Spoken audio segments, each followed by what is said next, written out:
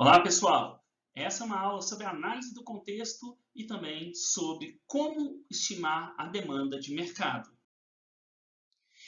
Esse mapa mental é uma boa estrutura para que a gente entenda a sequência das próximas lições. Iniciando com a análise externa, a análise do contexto contempla a análise externa no primeiro momento, onde nós vamos analisar tendências e megatendências do ambiente de marketing. Em sequência, nós vamos fazer uma análise do setor de atuação, e não somente dos competidores, mas também de fornecedores, compradores e outros atores e grupos de organizações que determinam se a empresa vai ter uma grande pressão competitiva ou não. Posteriormente, nós passaremos à análise interna, basicamente tentando entender como os recursos que estão disponíveis na organização ou que ela precisa angariar podem ser transformados em atividades e processos, que são as capacidades da empresa, e quais dessas atividades e processos são essenciais para que a empresa se destaque perante a competição, basicamente tentando identificar quais serão as competências essenciais daquela organização. E, finalmente, nós terminamos essa parte da disciplina com a avaliação da estimativa da demanda, onde eu vou apresentar alguns métodos para estimar a demanda de mercado ou o potencial de mercado. Podemos, então, entender a análise do contexto, primeiro a partir da análise externa e, posteriormente, da análise interna. No foco da análise externa, nós iniciamos com a análise do macroambiente de marketing, e a outra tarefa é analisar o setor de atuação, e finalmente nós temos a análise interna, onde nós vamos avaliar quais são os recursos, as capacidades e as competências daquela organização. Normalmente, ao final desse processo, você teria uma das tarefas, dos resultados seria uma boa análise de forças, fraquezas, oportunidades e ameaças, mas também uma estimativa de como deve se comportar a demanda de mercado daquela sua empresa ao longo do tempo. Iniciamos, então, com a análise do macroambiente, que é um elemento central da análise externa da organização. O que seria, então, essa análise do macroambiente? Seria uma tentativa de se identificar tendências e megatendências em alguns segmentos ou conjuntos de variáveis desse ambiente mais macro, aquele ambiente que está fora do setor de atuação, mas que vai acabar influenciando como a competição vai se dar, quais vão ser os novos tipos de produtos e serviços entrando naquele mercado, ou mesmo influenciando o comportamento do consumidor. E essa identificação de tendências e megatendências também deve ser guiada por uma interpretação de como que a empresa reagiria a essas tendências. Bom, aqui é importante primeiro destacar a diferença entre tendências e megatendências. Tendências são aquele comportamento mais errático, que ele tem uma influência muito profunda e imediata sobre como se configura um determinado setor de atuação. Então, ele normalmente tem um prazo mais curto, mas ele impacta de maneira bem mais profunda e visível aqueles atores que estão num determinado setor de atuação. Por outro lado, as megatendências, elas são mais de longo prazo. Elas, às vezes, você nem percebe ela no dia a dia, porque ela vai mudando aos pouquinhos, só que é uma tendência de longa duração e que no curto prazo ela pode ter impacto até imperceptível, ou até não muito. Você até pensa que não vai ter tanto resultado na sua empresa.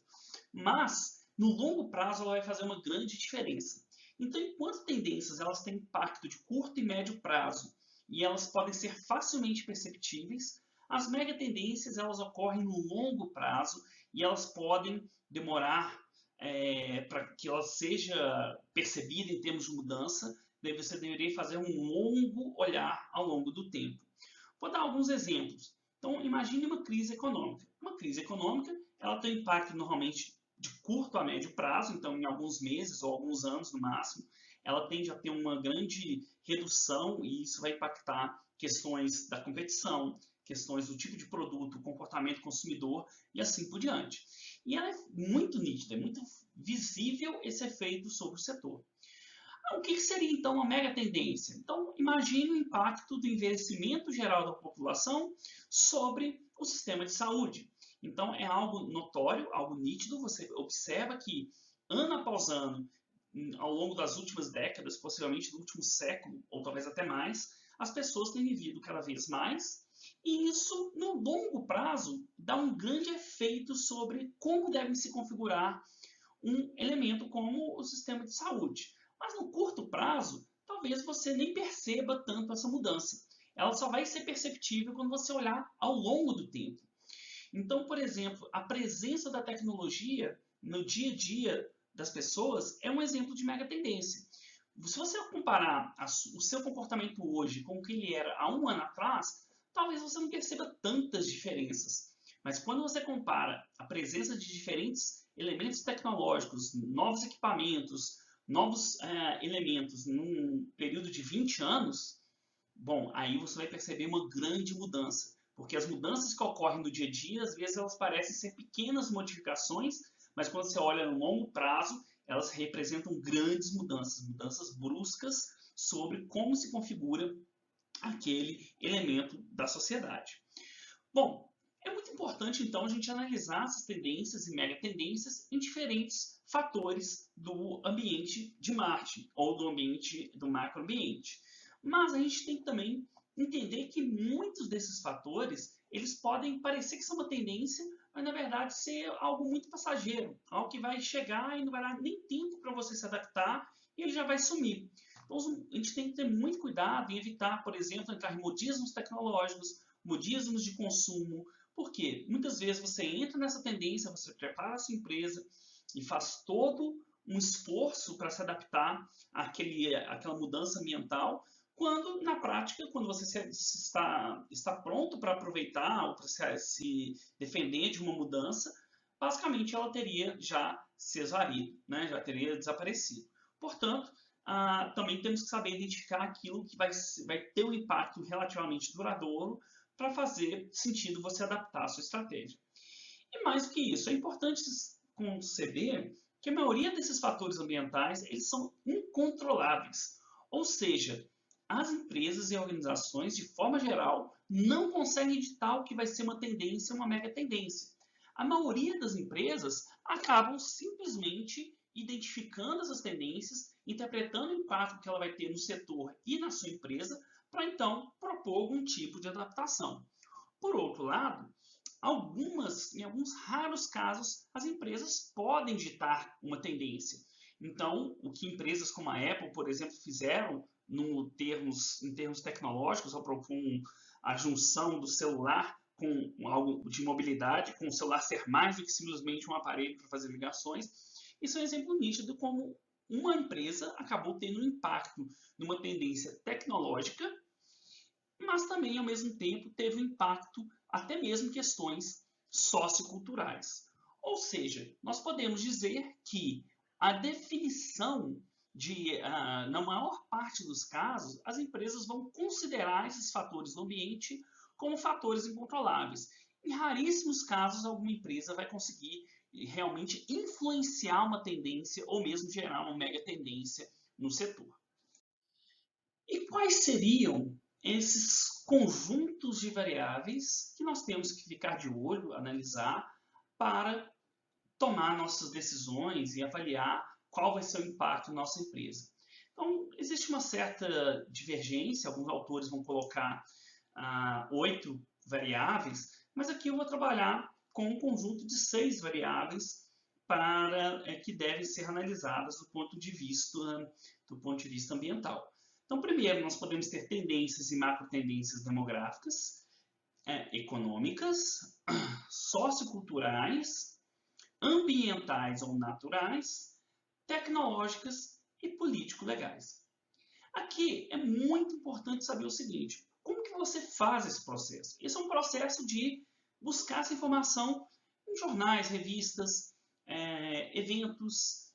Basicamente, você tem que estar bem informado a todo momento, para que você entenda essas novas tendências e mega tendências. Mas, obviamente, que do ponto de vista de um planejamento, de uma estratégia de marketing, você vai acabar fazendo essa análise num determinado momento, né, para aquele período de planejamento que você terá.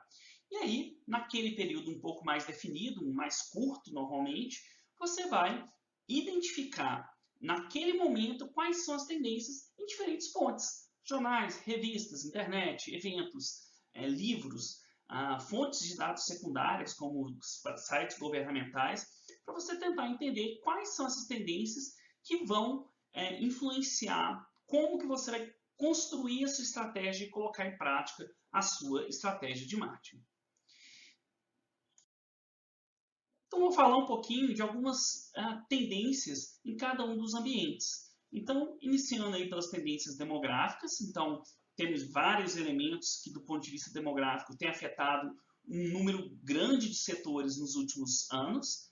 Um deles é o envelhecimento populacional, que pode implicar um crescimento de novos mercados, ou aparecimento de novos mercados, ou mesmo pode determinar que alguns mercados podem até diminuir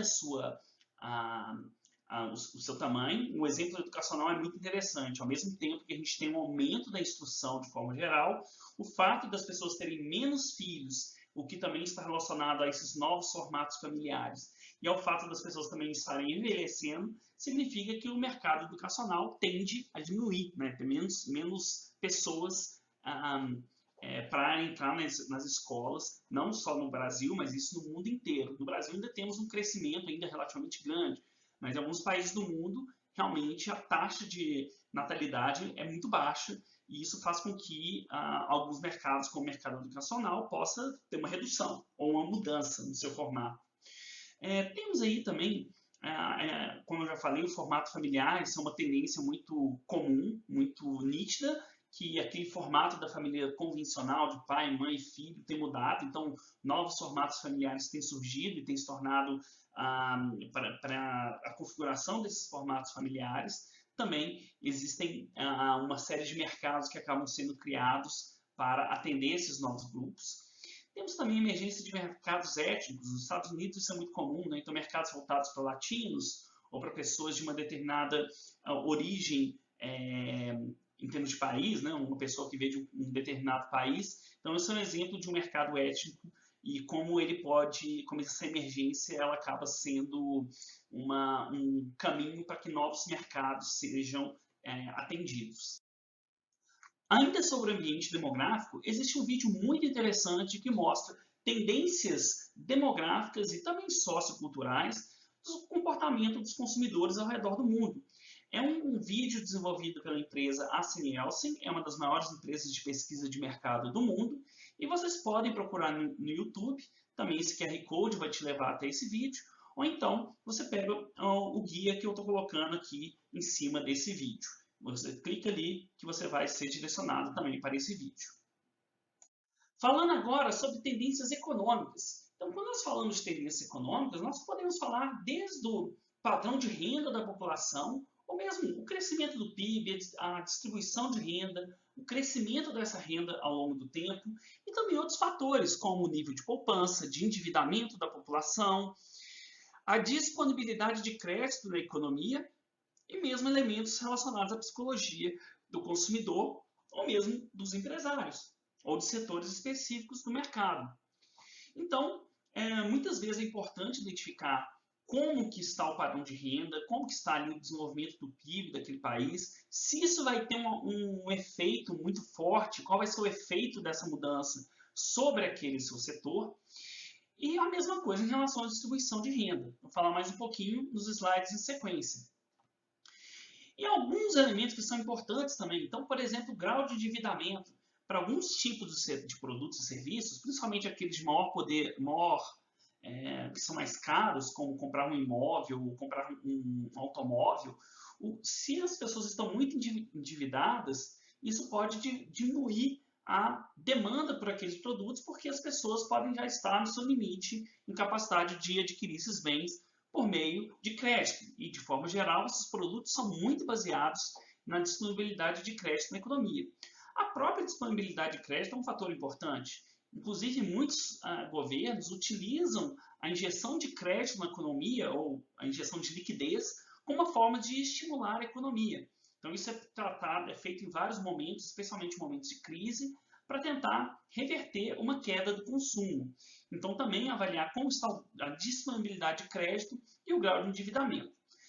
E também o próprio grau de poupança, que mostra aí uma possibilidade de consumo também de bens ou serviços de um maior custo, né? E, finalmente, vou falar um pouquinho também da psicologia do consumidor. Então, se os consumidores estão otimistas com relação à economia, tipicamente eles estão mais dispostos a consumir mais, especialmente aqueles bens e serviços que são pagos ao longo do tempo por meio de financiamentos para o consumo.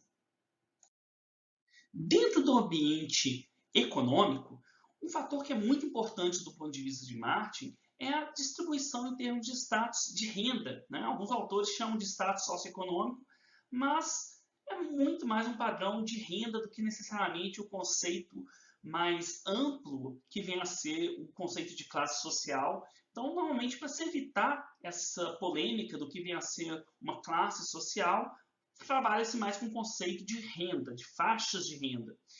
Existem algumas formas de você definir aquelas famosas classes A, B, C, D, E, né? Então, a classe A, classe de maior poder aquisitivo, classe B, uma classe normalmente de classe média, normalmente alta, ou mesmo aquela classe média e aquelas classes mais trabalhadoras ou de menor poder aquisitivo. Então, uma forma que é muito comum que as pessoas no mercado utilizam é pegar as faixas de renda por salário mínimo que são usadas nas pesquisas do IBGE, onde você consegue uma grande precisão desses dados. Então, por exemplo, no censo, você consegue saber quantos por cento da população de cada bairro estão em cada uma das faixas. Então, a vantagem de você usar o critério de faixa de renda do IBGE é que você pode usar os dados da pesquisa do IBGE para saber quantos por cento de uma cidade estão na classe A, quantos por cento estão na classe B e assim por diante. A desvantagem é que os dados de maior alcance dessa pesquisa, elas são baseados no censo. E esse censo é feito a cada 10 anos. Por exemplo, esse resultado aqui é a classe de renda se você tomar por base o censo que foi feito no ano de 2010. Então, como o salário mínimo à época era de R$510, você vê que acima de 20 salários mínimos, você tinha então uma classe acima de 10.200, que ganhava, uma família que ganhava somada acima de R$10.200. Obviamente que com a mudança do salário mínimo, você não pode dizer que naquela classe, naquele bairro onde você tinha em 2010 1% na classe A, que você vai ter a mesma classificação hoje. Por quê? Porque o salário mínimo mudou e se você atualizar a faixa de salário mínimo para o salário mínimo atual, você tem uma grande mudança em termos de percentuais em cada uma das classes. Por outro lado, a gente sabe que, de forma geral, principalmente entre os anos de 2010 e até 2020, 2019, a renda do brasileiro cresceu numa faixa bem menor do que o salário mínimo. Isso significa que é bem provável que, se você usar os valores de 2010, você ainda consegue dividir bem a população entre aqueles que têm um maior poder aquisitivo e os que têm menor poder aquisitivo. Obviamente que com isso você teria que usar dados desatualizados do ano de 2010 e existem alguns mecanismos estatísticos para você tentar atualizar esses valores, por exemplo, utilizando a Pesquisa Nacional de Amostragem por Domicílios, que também é uma pesquisa do IBGE, onde você consegue acompanhar a evolução da renda da população em diferentes regiões do país. Bom, um outro critério para definir o status social por faixa de renda é o famoso critério da ABEP. No critério da ABEP, você vem aqui nesse link, né? Então, o critério da Associação Brasileira de Empresas de Pesquisa, ou então usa esse QR Code, e lá você consegue baixar esse critério da ABEP. Eu vou mostrar para vocês como funciona o critério da ABEP. Então, pessoal, se você vier aqui no site da ABEP, abep.org/critério-brasil, você pode baixar o Critério Brasil, né, desenvolvido aí pela empresa brasileira, pela Associação Brasileira de Empresas de Pesquisa. Então, aqui a gente tem um critério de 2019, então a gente pode vir aqui, ele vai baixar o arquivo, e aí, como que funciona esse critério da ABEP? Tá? Então, na ABEP, você tem basicamente um critério desenvolvido por pesquisadores estrangeiros e também por pesquisadores da USP. E ele utiliza uma pesquisa que é muito importante no marketing, que é a pesquisa de orçamentos familiares, que é uma pesquisa do IBGE. Bom, na prática, como que funciona esse critério? A ideia é, em vez de você perguntar qual é a renda das pessoas, você teria que saber quantos itens a pessoa tem, itens de consumo ou bens de consumo a pessoa tem na sua casa. Além disso, algumas informações sobre residência ou sobre a escolaridade ali do chefe da família. E com base nisso, você soma um critério de pontos e esses pontos vão determinar qual que é a provável classificação socioeconômica daquele cliente, né? Bom, então vamos lá. Como que funcionaria esse sistema de pontos? Você vai perguntando quantos itens você tem na residência. Então vamos pegar um exemplo. Imagine que a pessoa tenha, né, 2 banheiros em casa, soma 7 pontos. Empregados domésticos, 1. Então 7 mais 3, 10. Automóveis, 2, 10, 15. Então microcomputadores, 3, 23. Lava-louça, 1, 26. Geladeira, 1, 28. Freezer, 0, 26. Lava-roupa, 28. DVD, 2, 31. Micro-ondas, 1, 33. Motocicletas, 0. Então, 33. Seca-roupa, 0, 33. Pega a escolaridade do chefe da família depois. Então, imagina que o chefe ou a chefa da família tem superior completo. Então, 33 mais 7, 40. E se tiver água encanada e rua pavimentada, então 40, 44, 46. Se você pegar os 46 pontos, só você pegar na tabela aqui, que ele vai te dizer qual é a classe. Por exemplo, com 46 pontos, você estaria na classe A. E até tem algumas informações baseadas nessa pesquisa de orçamentos familiares. Então, com base na pesquisa de orçamentos familiares, na região sudeste, 3,1% da população estaria na classe A. Em Curitiba, 8% estão na classe A. E assim por diante, né? Então, Belo Horizonte, 4,7% estão na classe A. E é claro que aqui tem até uma estimativa da renda. Então, por exemplo, se você está na classe A, a renda média domiciliar seria de R$25 mil, a renda média de quem está nessa classe. E é claro que a aplicação desse critério não é tão simples como eu fiz aqui. Você tem todo um critério, toda uma regra, que você tem que estudar como é feita essa regra, então, o que pode ser considerado, o que não é considerado, para você definir qual é a classe socioeconômica. Pesquisas de mercado utilizam muitas vezes esse tipo de critério, especialmente em pesquisa mais qualitativa, como grupo de foco e entrevistas em profundidade, para definir o status socioeconômico, para ver se você está, né, dentro daquele público da empresa que você está querendo, que quer fazer parte lá do seu estudo, para saber se você faz parte do público-alvo, né? Bom, então esse critério aqui também é bastante popular e é muito usado para definir qual é o critério socioeconômico daquele seu público-alvo. Ainda no ambiente econômico, a análise da psicologia ou fatores relacionados à psicologia do consumidor e do empresário são muito importantes para você avaliar os rumos de uma economia de um país ou mesmo do mundo. Existem várias pesquisas que são feitas por confederações da indústria, como a FIENG, Fiesp, ou mesmo realizadas por associações específicas. Uma delas, que é bem famosa, é o Índice de Confiança do Consumidor, que ele mostra se os consumidores, de forma geral, estão confiantes nos rumos da economia e do país. À medida que esse índice cresce, né, então tomando como base sempre uma referência em cima de 100, à medida que ele vai crescendo, significa que as pessoas estão mais confiantes em relação à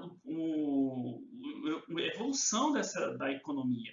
E se ele cai, as pessoas não estão confiantes. Normalmente, quando as pessoas estão mais confiantes, elas estão mais dispostas a, por exemplo, pegar um crédito para comprar um carro, para comprar um imóvel, ou elas tendem a consumir bens de maior custo, né? Que ela tem que fazer um maior dispêndio financeiro para aquilo.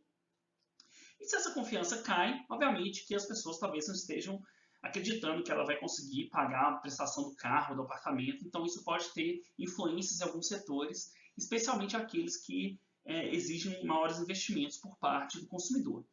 Aqui é só um exemplo do índice de confiança do consumidor, mas existem vários outros índices que são aplicados a diferentes setores de atuação. Além disso, além da renda, um outro fator que é interessante ser analisado é a própria distribuição de renda. Então, obviamente que se você tem muita concentração de renda, isso pode gerar um problema para muitos setores de atuação. E se você tem renda concentrada, pode ser que ali surja até um mercado para alguns bens mais exclusivos e de luxo, principalmente aqueles em que ele possa servir como um símbolo de status, né? Então, analisar esse padrão de distribuição de renda também é importante, especialmente quando a gente compara países, mas também dentro de um mesmo país pode haver divergências. Então, por exemplo, aqui a gente tem os dados da distribuição de renda utilizando o famoso índice Gini. Então, esse índice de desigualdade social, ele é um índice que, quando ele atinge o número igual a 1, ele significa a maior concentração de renda possível, então é muito desigual. E quando ele é próximo de 0, ele é mais igualitário, existe mais igualdade na distribuição de renda. Então, aqui é só um exemplo para mostrar como nós evoluímos, como a gente compara diferentes estados do Brasil nessa métrica, e também comparando alguns países. Por exemplo, a Suécia na primeira posição, um país de grande igualdade de renda, e o Brasil estava na posição 125 no índice de Gini. Obviamente que existem várias críticas em relação ao índice de Gini e que ele tem suas limitações, mas a gente pode tomá-lo como uma forma de analisar também o grau de distribuição de renda naquela população. Além dos elementos econômicos, nós temos também os elementos socioculturais. Nesses elementos, nós temos uma série de fatores que nós podemos analisar e eles vão ter um impacto muito forte, especialmente nos hábitos de consumo e no padrão de comportamento do seu cliente. Então, alguns fatores que são importantes ser analisados aqui. Então, primeiro, né, aqueles valores, sejam aqueles valores que o indivíduo ele desenvolve para a sua vida, né, com os elementos centrais, como a valorização da família, ou a valorização do trabalho, ou mesmo o individualismo, ou o coletivismo, até mesmo aqueles valores secundários, que são relacionados a aspectos mais específicos de comportamento. Então, por exemplo, o que eu acho importante no meu lazer, por exemplo, ou o que eu acho importante em termos de relacionamentos sociais, né? Além dos valores que podem ser guias daquela sociedade, você também tem os famosos valores geracionais, né? Os valores geracionais são premissas de que as populações, as pessoas, por viverem ou por nascerem em um determinado período de tempo, essas pessoas acabariam sendo influenciados por fatores tecnológicos, econômicos e culturais. E a partir daí eles teriam um compartilhamento, as pessoas nascidas naquelas décadas, naquelas gerações, compartilhariam alguns valores, sejam eles para a vida, né, valores mais centrais, ou mesmo valores secundários. Então, se fala normalmente, né, das gerações como geração Baby Boomer, aqueles lá, que nasceram para lá da segunda, um pouco depois da Segunda Guerra Mundial, ali na época dos hippies, vamos assim dizer, logo depois da Segunda Guerra Mundial, nas décadas subsequentes. Temos geração X aí da década de 80, de 90, geração Y depois da década de 80 e 90, né, meados da década de 90 mais ou menos, e teríamos aí geração Z e outros tipos de geração que cada um deles teria um determinado padrão de comportamento. Além dos valores geracionais, a gente pode também analisar o que a gente chama de subcultura. Então, subcultura no sentido de ser uma cultura que está imersa em outra cultura. E normalmente essas subculturas elas formam grupos que eles são bem distintos daquela cultura onde ela está inserida. Então, por exemplo, um emo no Brasil, ele tem características, formas de se vestir, formas de pensar na vida, até mesmo hábitos de relacionamento que são muito diferentes do padrão cultural do brasileiro. Você vai ver essa pessoa na rua, você vai ver que ela tem uma forma bem distinta. E se você comparar um emo no Brasil com um emo no Canadá, um emo nos Estados Unidos, um emo na França, você vai ver que eles têm muitos elementos em comum. Eles escutam músicas parecidas, talvez leiam livros parecidos, gostam de ver filmes mais ou menos com o mesmo tema.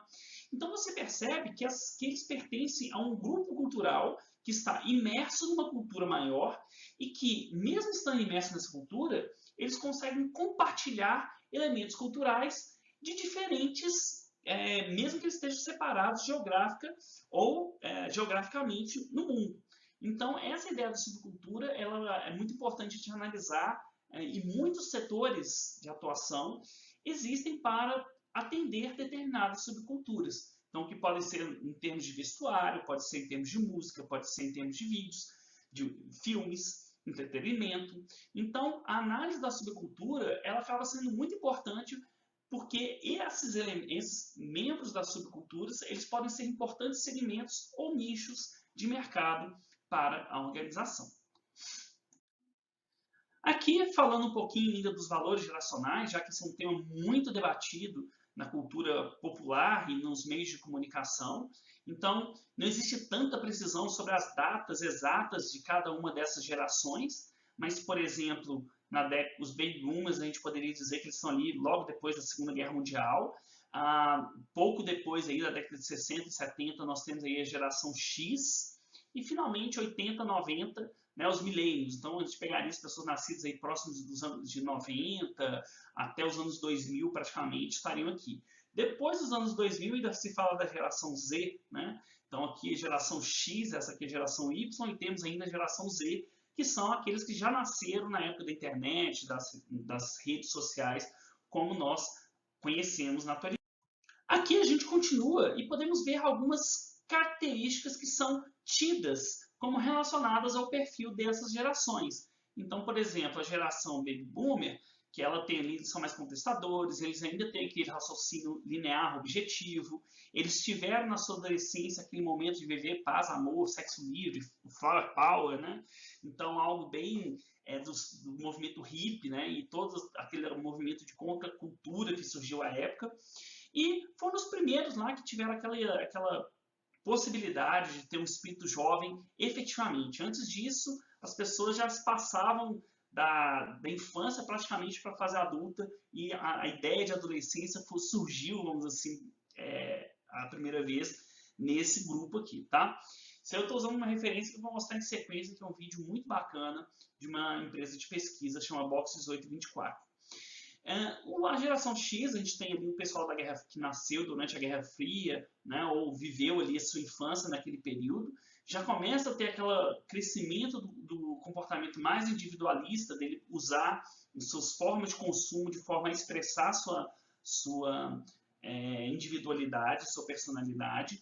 Eles ainda têm aquele raciocínio objetivo, linear, e ali também já começa a surgir aquele comportamento mais hedonista, comportamento da busca pelo prazer, né, e sem culpa ao fazer isso. E também são esses grupos que veem o poder econômico como uma forma de realizar seus desejos individuais. E já a geração milênio já começa ali a ter um contato maior com a internet, apesar de não serem nativos digitais, e eles já têm uma maior conectividade, né, então eles utilizam a conectividade como uma forma de se comunicar e se expressar com o mundo. Aqui também já tem uma quebra daquele raciocínio linear para um raciocínio que não é tão direto. Então, o raciocínio leva em conta mais fatores, ele pode ir e voltar, ele pode fazer um loop, né? E também eles conseguem fazer uma união mais entre trabalho e lazer, de maneira, às vezes, até não separar o que é lazer e o que é trabalho de maneira um pouco mais conjunta mesmo. Um elemento característico ali desse movimento, né, essa ideia de compartilhamento, da colaboração, da cooperação, que é um pouco distinta da geração X, onde ali a competição era um elemento muito mais forte para ditar o comportamento tanto de indivíduos quanto de grupos de indivíduos. Existe um vídeo muito interessante da empresa Box 1824 que expressa um pouco um resultado de alguns levantamentos sobre qual é o padrão de comportamento dessas diferentes gerações. Esse vídeo ele chama We All Want to Be Young. Vocês podem usar esse QR Code, mas também vou colocar o link aqui em cima para vocês. E ele é um vídeo aí de uns 10 minutos que vai explicar um pouquinho dessas características e as implicações delas do ponto de vista de marketing. Existe um outro vídeo chamado The Rise of Loud Sumerism. Nesse vídeo, basicamente, os autores, que são pesquisadores da empresa Box 1824 também, você pode acessá-lo nesse QR Code, ou então você pode clicar aqui no link, e você vai ver um pouco do que se assume de um novo padrão de consumo, né? Ou que seria uma proposta de um novo padrão de consumo para o futuro. Né?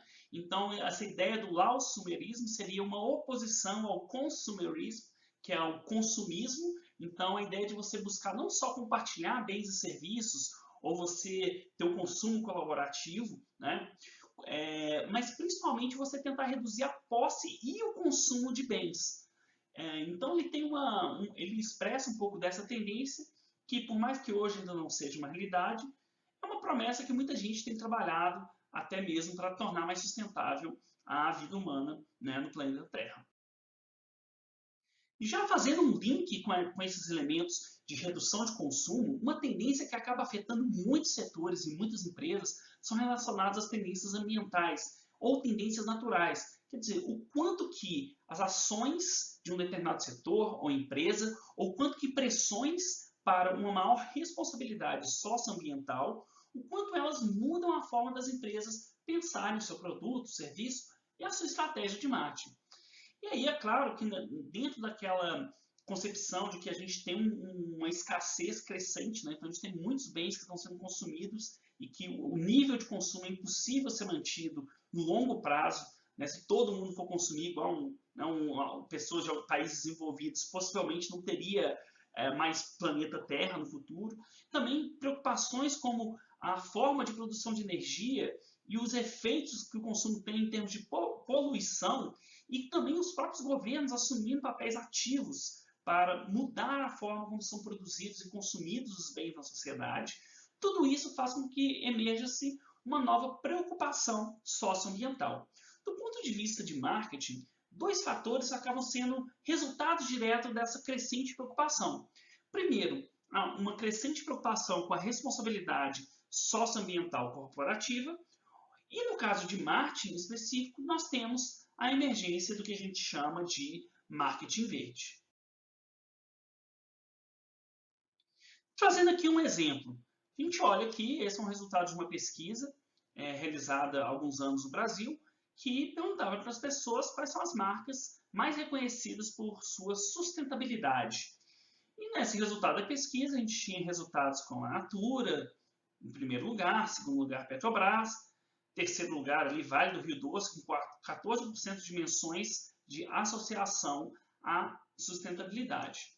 Bom, qual que é o problema desse tipo de levantamento e o que a gente vê aqui?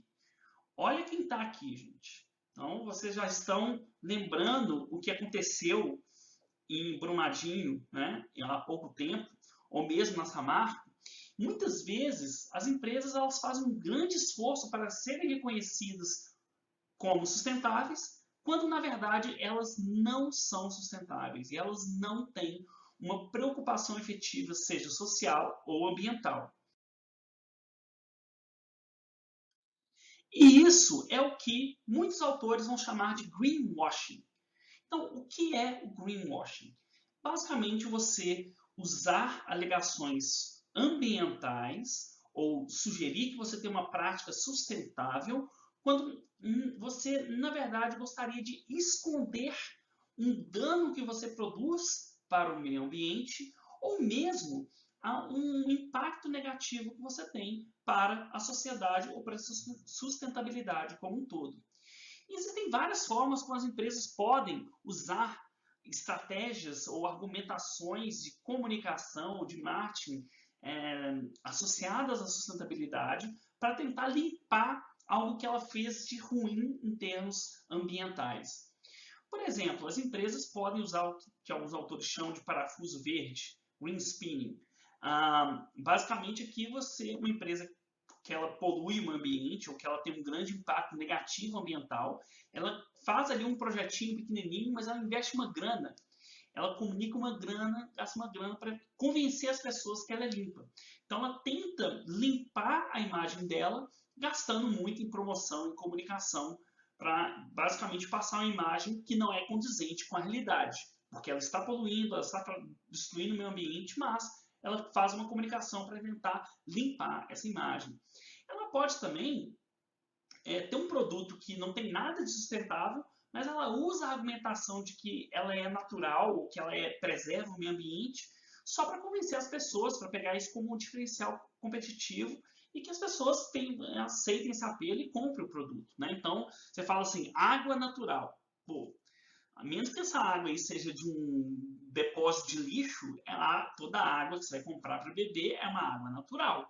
Então, esse é um exemplo de como você pode usar uma comunicação, sendo que na prática você tem um produto que não tem nada de diferente de todos os demais competidores naquele mercado. Uma outra forma de fazer isso é a famosa green harvesting, né? Então, a colheita verde. O que seria isso? Você faz uma campanha usando argumentos ambientais, mas na verdade você quer reduzir o custo ou mesmo só cobrar um preço premium para um produto.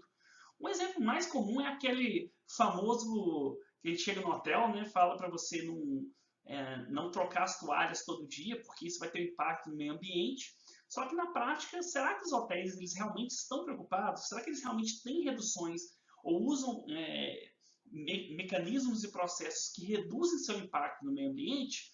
Ou será que ele está só usando aquilo para que você reduza o seu gasto, sendo que ele mesmo não está fazendo nada para colaborar com a redução desse impacto ambiental? E ela está focada só com redução de custo, né? Então, muitas vezes a empresa joga isso para o consumidor ou usa o argumento para que o consumidor ele faça a sua parte, mas a empresa mesmo não está fazendo a sua parte. É a mesma coisa em relação ao preço prêmio. Eu faço uma campanha, faço um produto que tem uma argumentação sustentável, mas na prática eu só quero cobrar o dobro do preço e entrar no mercado onde as pessoas vão aceitar o meu argumento de que eu estou, por exemplo, salvando a Amazônia e vou pagar muito mais caro por isso, sem que eu efetivamente esteja fazendo um grande esforço para causar aquela redução de impacto ambiental na minha empresa. E, finalmente, uma outra forma de greenwashing é quando a empresa ela é totalmente utópica, ideológica e acha que ela surge só para salvar o mundo ou salvar o ambiente, só que ela esquece de oferecer algo de bom para o consumidor. Então, isso também é uma forma de greenwashing, porque você usa uma argumentação totalmente relacionada à sustentabilidade, mas na prática você não está entregando algo que as pessoas querem. Então, você precisa juntar os dois, entregar o que as pessoas querem, um produto que seja valioso, que eles percebam, estejam dispostos a adquirir aquele produto, mas, ao mesmo tempo, você pode ter uma proposta de redução de impacto ou de preservação ambiental. E temos também as tendências tecnológicas. Essas mudam muito rapidamente. Esse aqui é um resultado de um artigo, vocês podem ver nesse link aqui um artigo da OCDE, né, a Organização para a Cooperação e Desenvolvimento Econômico, e ele fala das 10 tecnologias que vão mudar o futuro, né? E ele fala ali de uma série de tecnologias relacionadas à biologia, a materiais avançados, energia e ambiente, e, finalmente, tecnologias digitais. Eu trouxe aqui algumas tecnologias que têm tido um grande impacto do ponto de vista de marketing, em específico. Então, a emergência do uso de grandes massas de dados, né, que mudam rapidamente, que são produzidos cada vez de maneira mais completa e complexa, e o uso dessas informações para melhoria de tomada de decisão. Então, o Big Data e o Machine Learning. Então, usar a aprendizagem de máquina para pegar esses dados e criar modelos para, por exemplo, criar ofertas personalizadas, para identificar fraudes naquele seu processo de venda, ou mesmo para você melhorar o seu relacionamento com o seu cliente. Além disso, uma outra tecnologia que tem grande impacto em marketing, né, relacionada ao blockchain, aquela ideia de você ter um código que ele é fragmentado, que ele permite validar transações sem que você tenha um intermediário específico, então ele é muito mais seguro, porque são milhares de intermediários que vão validar cada uma das transações. Então, isso para fim de comércio eletrônico, novas tecnologias, novos setores que podem surgir, como, por exemplo, na validação de documentos online ou no teletrabalho, que podem usar tecnologias como blockchain para aumentar o grau de segurança em cada uma das transações. Todo setor que surge através das energias limpas, né? Então novos setores como energia solar, tem várias empresas fornecendo equipamentos, oferecendo soluções relacionados à energia limpa, seja para empresas ou até mesmo para consumidores, pessoa física. A internet das coisas, então a interligação de diferentes objetos que passam a se comunicar através da internet, então a geladeira se comunicando com o celular, ou a televisão se comunicando com o seu computador, todos esses elementos, né, que tornam os próprios objetos inteligentes comunicando entre si, eles criam novos setores e criam novas formas das pessoas interagirem em termos sociais e até mesmo na forma de trabalho e de vida como um todo. Biologia sintética, né? Então o uso de criação de tecidos, isso pode gerar um impacto no setor médico, no setor de saúde, vai ter um grande impacto. Nanomateriais, então, por exemplo, os nanotubos, né? O UFMG, por exemplo, tem o CT Nanotubos, que cria materiais em escala mini, que tem inúmeras aplicações, seja na microeletrônica, seja para você desenvolver equipamentos, exploração espacial, enfim, inúmeras aplicações.